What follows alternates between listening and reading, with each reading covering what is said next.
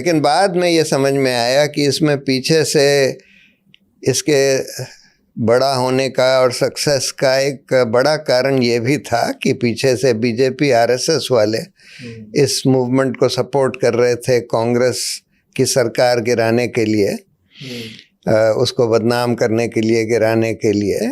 तो उन लोगों का भी सपोर्ट इस मूवमेंट के सक्सेस के लिए एक तरह से इम्पोर्टेंट था।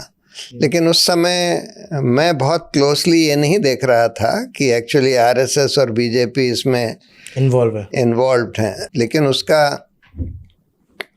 बाद में हश्र ये हुआ कि एक लोकपाल का कानून तो पास हो गया। वो कानून वैसा नहीं था जैसा हम लोग एग्जैक्टली चाहते थे। उसका लोकपाल का सिलेक्शन कमेटी इतनी इंडिपेंडेंट नहीं थी जिसमें जो हम लोग चाहते थे। लेकिन बाद में वो लोकपाल के उस आंदोलन की वजह से कांग्रेस की सरकार तो ख़त्म हो गई अगले चुनाव में, और भाजपा की सरकार आ गई और मोदी प्राइम मिनिस्टर बन गए। और उसके बाद भाजपा ने वो लोग इस आंदोलन को पीछे से सपोर्ट कर रहे थे, लेकिन उन्होंने लोकपाल बनने नहीं दिया, क्योंकि उनको लगा कि अब लोकपाल, अगर इंडिपेंडेंट लोकपाल बनेगा तो हमारा ही इन्वेस्टिगेशन करेगा। तो 5 साल तक तो उन्होंने लोकपाल बनने ही नहीं दिया। उसके बाद जब हम लोगों ने बार बार कोर्ट में गुहार लगाई तब जाकर लोकपाल बनाया।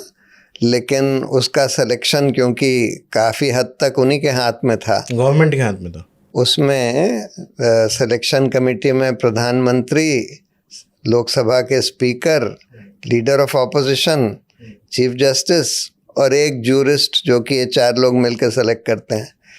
तो हुआ ये कि लीडर ऑफ ऑपोजिशन तो शुरू में उन्होंने बोल दिया कि कोई है ही नहीं, क्योंकि उस समय कांग्रेस की उतनी सीट्स नहीं थी कि लीडर ऑफ ऑपोजिशन उनका हो सके। 50 ही सीट थी, 10% चाहिए होते थे। तो उन लोगों ने चीफ जस्टिस, स्पीकर तो सरकार का ही होता है,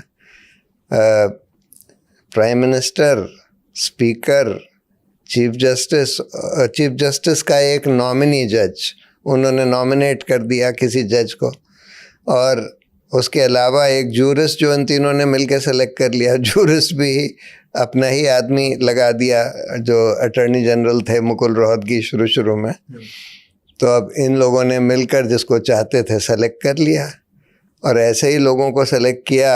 और उसके बाद भी जो एक तरह से सरकार के खिलाफ कुछ करना नहीं चाहते थे, कुछ नहीं बोलना चाहते थे और कुछ करना भी नहीं चाहते थे, कई साल तक तो बस टाइम पास ही कर रहे थे, अभी भी वर्चुअली टाइम पास ही कर रहे हैं, सरकार के खिलाफ तो कोई भी फैसला नहीं दिया।